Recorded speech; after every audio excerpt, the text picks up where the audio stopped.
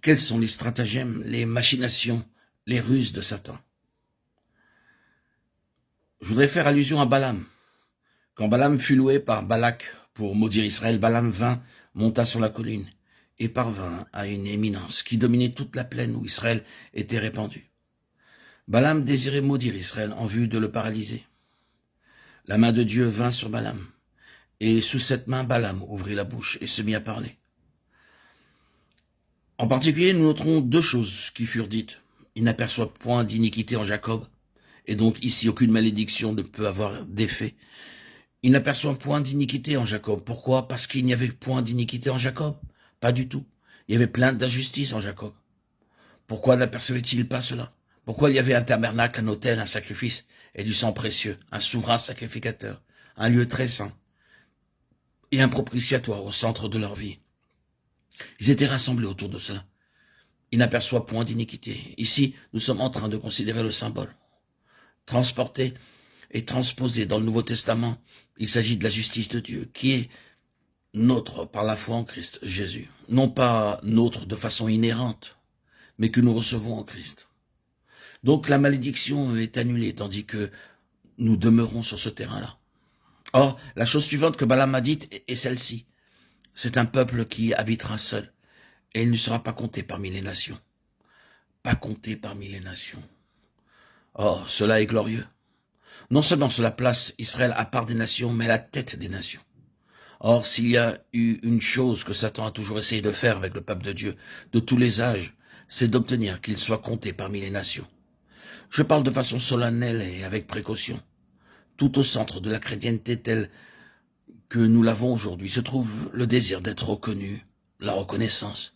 Tout ce que le christianisme organisé fait est en vue de gagner de la reconnaissance. Que sont toutes ces églises? Je veux dire en l'occurrence tous ces édifices élaborés et imposants.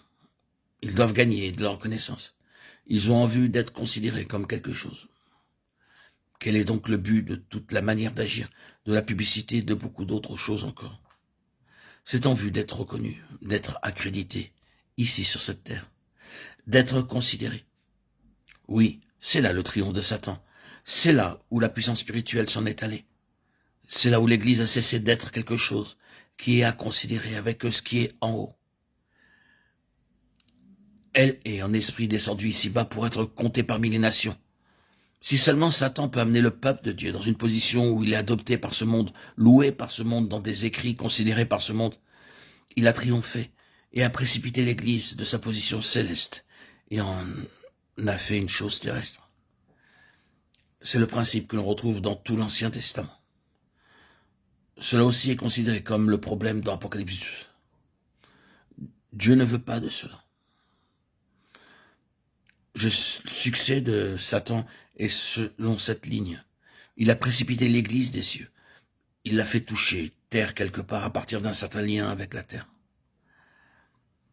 Tout ceci a en arrière-plan cet objectif, ravir de la gloire de Dieu, en entraînant l'Église dans ce en quoi Dieu ne peut pas s'engager, duquel Dieu doit se tenir à l'écart. Ainsi, à quelques-unes de ces églises, le Seigneur doit dire « J'ôterai ton chandelier de sa place, à moins que tu ne te répandes. Je ne peux pas te laisser continuer, à moins que tu ne règles ceci. Tu es descendu là, tu t'es mêlé à cette autre chose qui, en principe, n'est pas moi-même, n'est pas ma gloire morale. Tu dois abandonner entièrement cela et remonter et en sortir, ou autrement je devrais ôter ton instrument de témoignage de son lieu.